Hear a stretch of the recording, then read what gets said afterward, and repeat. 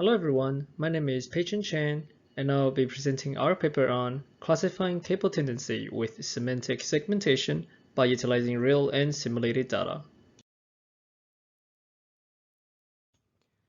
So, to begin, I would like to talk a little bit about automobile manufacturing. In modern-day vehicles, wire harnesses are often considered as the veins and neurons of us humans, where they carry currents and signals to the entire system, just like blood carries oxygen and neurons sending information. In our everyday cars, for example, from heads-up display to sensors or even comfort systems, they often require power and involves the transmission of digital signals. Yet, for every vehicle, they require a somewhat unique layout, and cables are thin and usually very flexible, even for humans at times. This makes automating the assembly of wire harness a rather difficult task. To explore how we can utilize computer vision for such automation, we thought that having an AI system capable of identifying cable tendencies would be a good starting point. Now, as you all know, object detection models are great at classifying distinctively different objects, often because they can learn significant features of these objects. Like the image on the bottom left, different objects are quite well recognized by our existing object detectors. Semantic segmentation is also popular, as it assigns every pixel a class label instead of just using bounding boxes. However, all these have limitations when we try to distinguish object tendencies, or a set of identical things with little differences and no easily identifiable features. For example, an image of our work in the bottom right is a wire harness. Due to it being just a bunch of cables, it is difficult to distinguish and classify them into cables that display a certain state. By state, we mean the tendency it possesses, such as it being a loose cable or a tension cable or perhaps simply just a normal cable. For this research, we set our goal to explore AI models that can distinguish and highlight various states a wire harness can exhibit, and identify certain shapes as an anomaly. The key idea of this work is to have multiple image segmentation models trained extensively on these states, and by utilizing either just real-world data labeled by us, or perhaps using just synthetic data would do as good. But ultimately, the performance of models trained with a mix of real-world data and simulation data is also what we were interested in finding out. Finally, we provide an overall comparison produced by this research. Since existing open datasets often do not have cables labeled as a class, let alone its tendencies and various shapes that it can take. Therefore, we created our own dataset by reconstructing an assembly board where we lay out cables and annotate them by hand, which we ended up with our real data.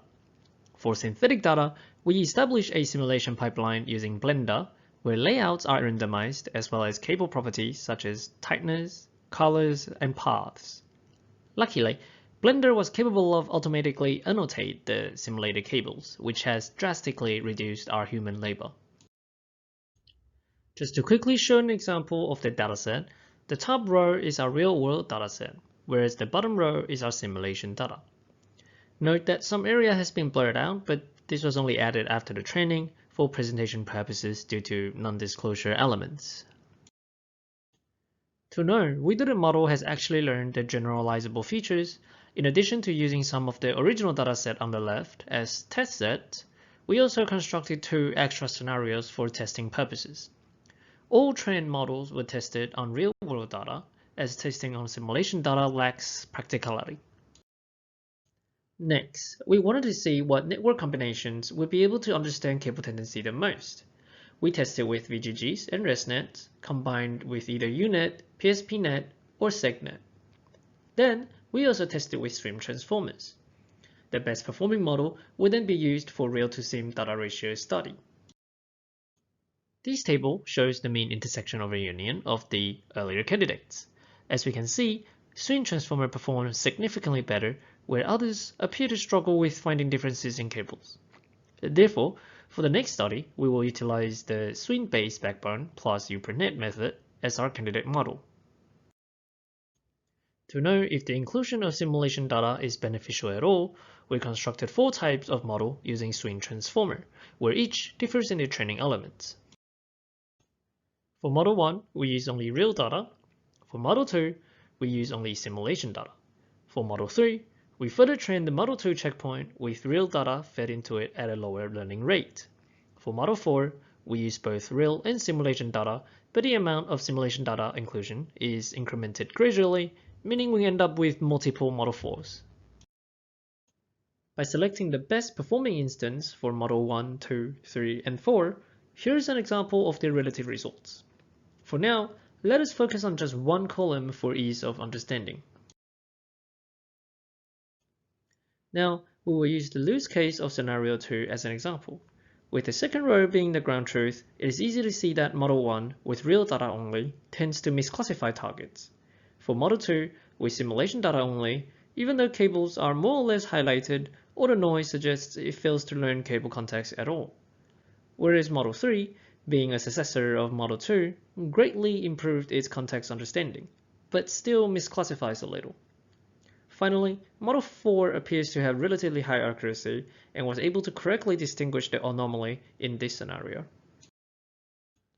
Taking a look at some bigger images, this time a tension case, we can observe the same thing happening here. Model 2 misclassifies quite a lot, whereas Model 1, 3, and 4 perform more and more accurately. Another example here where we look at the loose case again, Model 2 continues to struggle, whereas Model 1, 3, and 4 all perform nicely. For our last anomaly case, we have the twisted case. Similarly, Model 2 struggles and the rest perform relatively well. Thank you for listening. For more details and interesting discussions, please feel free to visit us at our poster board. Our paper ID is 1513 and our poster session is on Saturday 5:15 p.m. to 7:15 p.m. We look forward to seeing you all.